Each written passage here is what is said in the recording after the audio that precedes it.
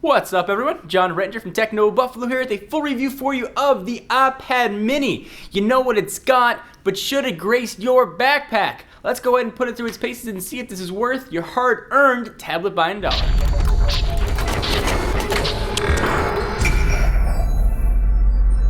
Alright, so here is the iPad mini. Before we get to the full-on review, let me remind you what this guy's got from the spec department. So pricing is going to range from $329 all the way up to $659, depending on whether or not you want cellular and how many gigabytes of storage.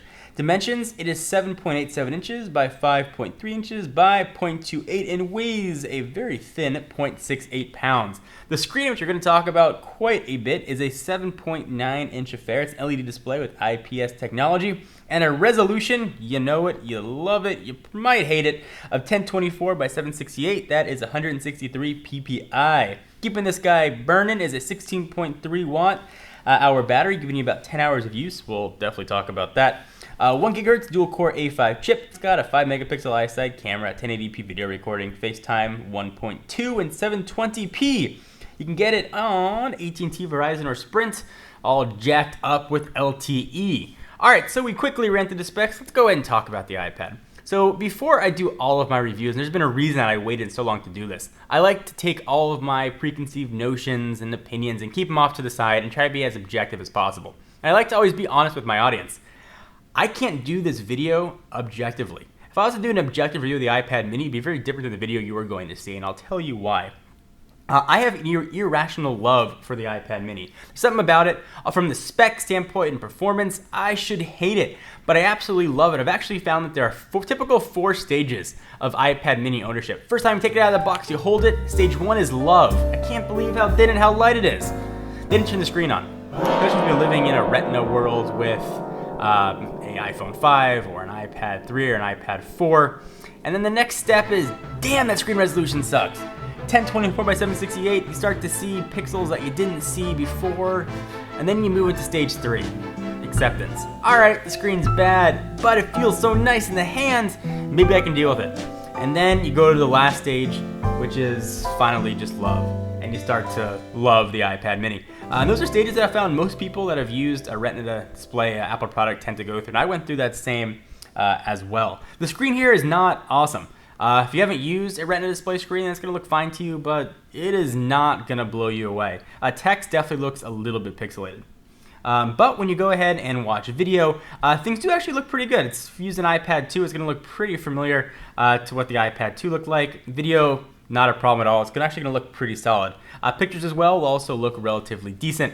Really, time you're only going to notice that low resolution screen is when you are reading text, so bear that in mind. Experience, it's been a really enjoyable experience. I always thought with 7-inch tablets that I liked that they existed, but I didn't think that they were for me.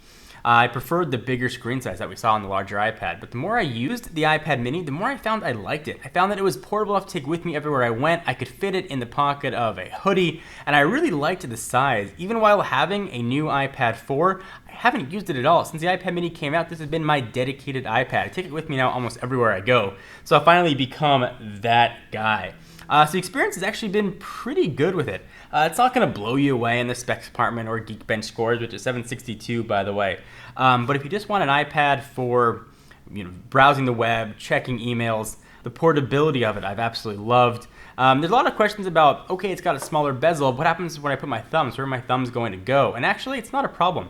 If you put your thumb even resting right on the screen, actually will ignore that accidental press. You can still use the tablet as you could before, depending on which thumb you're using. It's really not going to matter at all. So if folks were worried about that, worry no more. Battery life, Apple claims 10 hours. They are lying. Even with brightness at about 50%, I generally get about 7 hours on a good day. Not going to get the full 10 hours. But the nice thing is it does charge kind of quickly. With its brand new fangled Lightning port on there, which is one of the big reasons I think Apple released an iPad mini, trying to get Lightning on absolutely everything that they have. From a RAM standpoint, I've actually experienced some RAM issues. There's a program that I use called Prezi. It's sort of a fancy web version of PowerPoint. I'm trying to open up a Prezi presentation. It told me I ran out of RAM and had to close applications. So if you use a lot of RAM-intensive things, you may not want to pick up an iPad mini. Also, look past an iPad mini if you're really big into gaming. I don't do many graphic intensive games on here, really a bout or two of Bad Piggies or some Temple Run is really my extent of gaming on the tablet. So for me, it's been fine, but if you do some really graphic intensive games, you might want to look at the larger third generation iPad or iPad 4 to get that better performance. But it's not here on the iPad mini. So who is this tablet for? If you like to travel quite a bit, you want something light that you can browse the web, check emails, and do just regular sort of passive computing, the iPad mini is going to be great for you. If you want something that's going to be more graphically capable, going to be better for media creation, if you want to edit a lot of videos on using iMovie or another video program, you want to edit pictures, you're going to want to look past the iPad mini. I really enjoyed it. I've loved the size. I love the experience of it, and I can't put my finger on it. People ask me why I like the iPad mini, and I can't really tell them why. That's why I sort of preface this by saying I have an irrational love for it.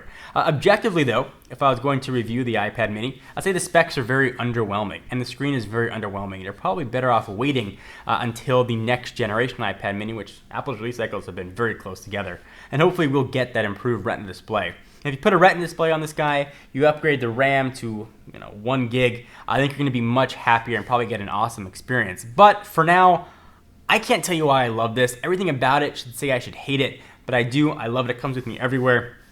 It is my baby.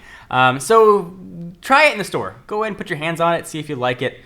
Don't judge it just based on the spec. It's sort of a very weird tablet. And listen, I admit, I know that it's irrational. I know that I shouldn't love this tablet, but I really just do, and I'm being honest with you.